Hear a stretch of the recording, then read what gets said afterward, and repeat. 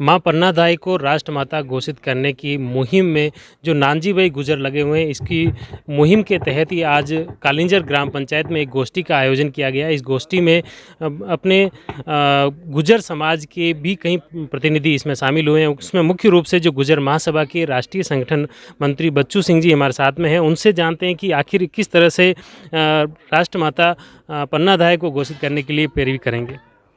देखिए, सर्वप्रथम तो सबको नमस्कार। इस पर्यावरण के इतने पुनीत प्रांगण में हमको आने का सौभाग्य मिला, इसके लिए। और आशापुरा मानव कल्याण ट्रस्ट का जैसा उद्देश्य है शिक्षा का, संस्कार का, पर्यावरण का, रोजगार का, विकास का, उस सब व्यवस्था को लेके जो नानजी भाई एक बीड़ा जिन्होंने उठाया है और पिछले कई वर्षों से लगातार निरंतर थकने का नाम नहीं है, जो लगातार काम कर रहे हैं, इनके लिए जितना साधुवाद और धन्यवाद बनता है उसके लिए हमारे पास शब्द नहीं है। साथ में हम समाज का संगठन रन करते हैं और हमारा संगठन पूरा 1908 से पूरे देश में जम्मू कश्मीर से कन्याकुमारी, आसाम से गुजरात तक काम करता है।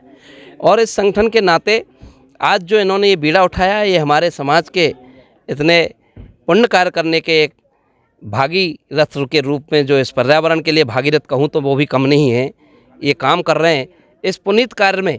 और माता पन्ना दाई को राष्ट्रमाता का दर्जा दिलाने का जो विषय है वो हम भी विगत काफ़ी लंबे समय से कर रहे हैं, लेकिन इन्होंने आज इनकी धरती से, ये कहते हैं मेवाड़ की धरती से कहते हैं, और इन बुनी वनों से कहते हैं जिन वनों में माता पन्ना दाई ने उदय सिंह को लेकर के छुपाने का काम किया था, बचाने का काम किया था।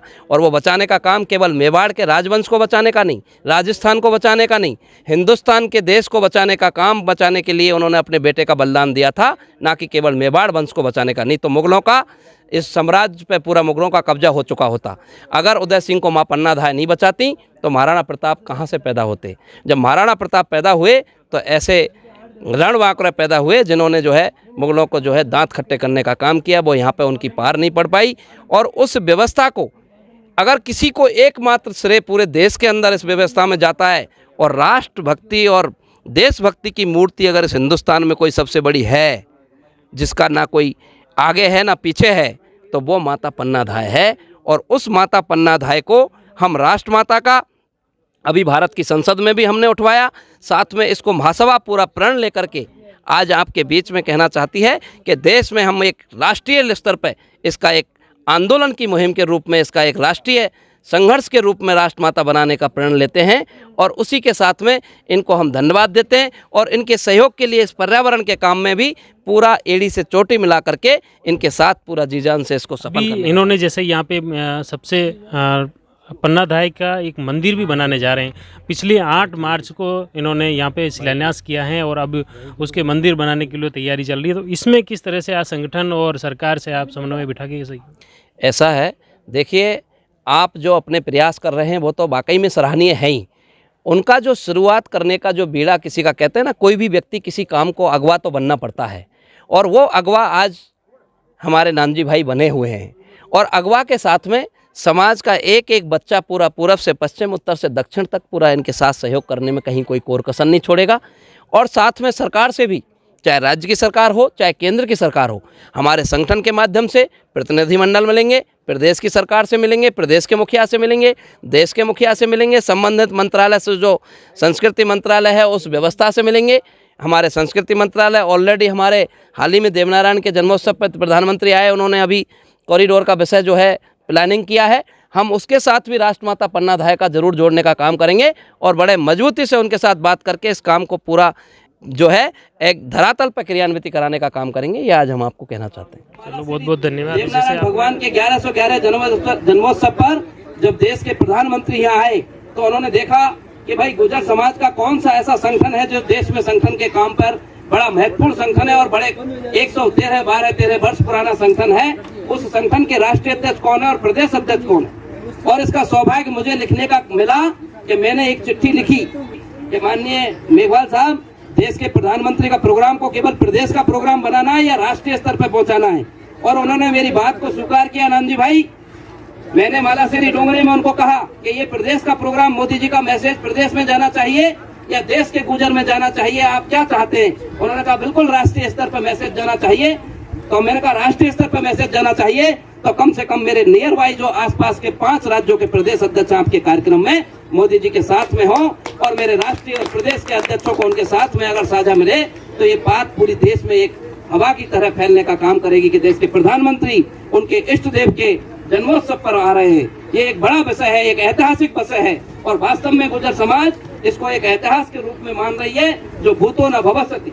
इस तरह का माननीय देश के प्रधानमंत्री ने जो काम किया है उसको समाज पूरी अच्छे से स्वीकार करती है, उसका धन्यवाद करती है और धन्यवाद ज्ञापित करने का काम दिल्ली में जाके भी किया और हमेशा उनसे बात करिए, लेकिन उसके साथ में उनकी उम्मीद के साथ काम करते हैं। आज नानजी भाई के विषय को बात हम करते हैं, आज आपको हमें विश्वास दिलाते हैं। मैं राजस्थान की सरकार में मुख्यमंत्री और कैबिनेट मंत्रियों का सचिव रहने का भी सौभाग्य मिला है। चाणक्य साहब, मैं भाई साहब 15 साल शासन सचिवालय जहाँ से प्रदेश चलता है उसमें मैं मुख्यमंत्री और कैबिनेट मंत्री का सचिव रहा हूँ। मैंने 15 साल शासन में नौकरी करके और नौकरी को रिजाइन करके मैंने मेरी समाज सेवा का विषय चुना है। जबकि समाज सेवा का विषय चाणक्य साहब, आप जैसे विद्वान लोग कहते हैं कि कभी भी कोई व्यक्ति जो है अपना काम नहीं चुनता है। समाज सेवा कोई व्यक्ति नहीं चुनता है, व्यक्ति को समाज सेवा चुनती है।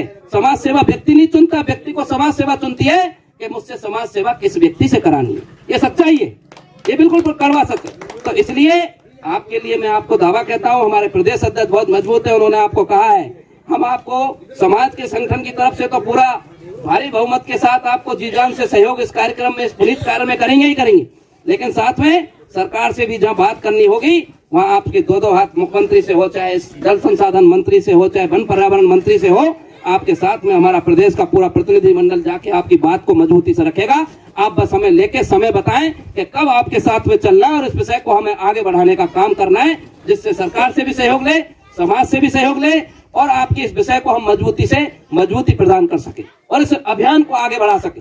और रही बात माता राष्ट्र माता की, आप जो बात आपसे पत्रकार लोग कहते हैं, मैं उनको पूछना चाहता हूँ, इस विषय पे कहना चाहता हूँ। जो आप कहते हैं कि आप महाराणा प्रताप से जोड़ते हैं, ये बहुत गलत कहते हैं। आपको दूसरे शब्दों का आज से विचार कर लेना चाहिए।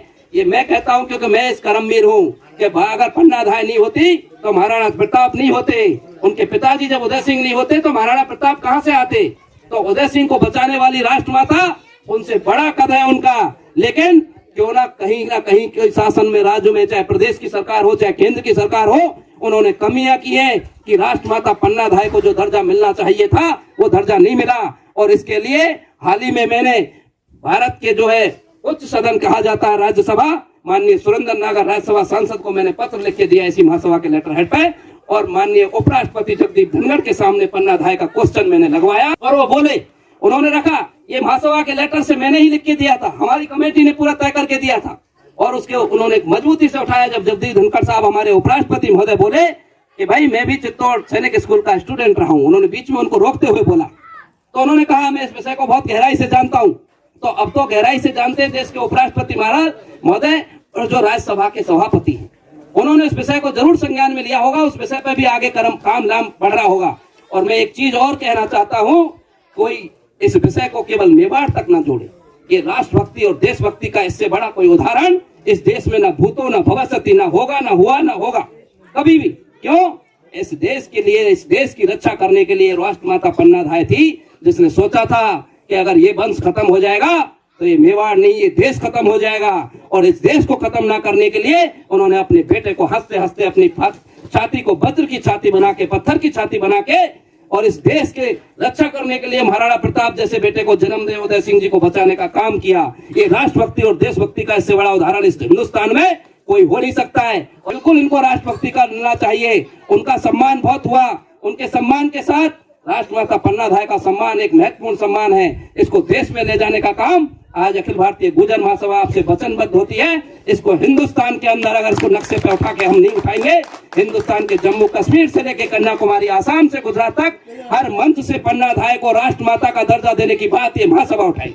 आपको कहना चाहता हूँ आज राष्ट्रीय संगठन महासचिव के नाते। इसलिए आप चिंता ना करें और निराशा, कुंठा ये जिस व्यक्ति के जीवन में आ जाती है उसकी जिंदगी की कहानी खत्म हो जाती है। निराशा, कुंठा को कभी नजदीक ना फटकने दें और मजबूती के साथ अपने काम पे डटे रहें। जैसे डिम्पल जी ने अपने लॉ करके काम किया, आप अपने क्षेत्र में काम कर रहे हैं। इस व्यवस्था को कोई ना कोई सूरवीर, कोई भी ना कोई व्यवस्था, समाज का संस्था, हर व्यक्ति इस काम में आपका साथ सहयोग करेगा। कोई भी आपको पीठ नहीं दिखाएगा। आपके साथ कदम से कदम मिला के चलने के लिए आपको पूरा साथ देने का मैं वादा करता हूं। और जिस राज्य में आप जाएंगे उस राज्य में महासभा आपके सहयोग के लिए खड़ी मिलेगी। मैं प्रदेश अध्यक्ष को पाबंद करने का काम करूंगा, क्योंकि मैंने मजबूती से जहां भी बात होती है वहां बात रखता हूं, चाहे आपने देखा किस तरह से जो नानजी भाई की जो मुहिम है अब ये धीरे धीरे अपने राष्ट्र स्तर पर ये बढ़ती जा रही हैं और इसको लेकर विभिन्न संगठन समाज सेवी भी इनके साथ में खड़े हैं और कहीं ना कहीं अब ये जो राष्ट्रमाता घोषित करने की जो पन्ना दाय की जो मुहिम है ये साकार रूप लेती दिख रही हैं। जुड़े रहिए जयवर्धन न्यूज़ के साथ। धन्यवाद।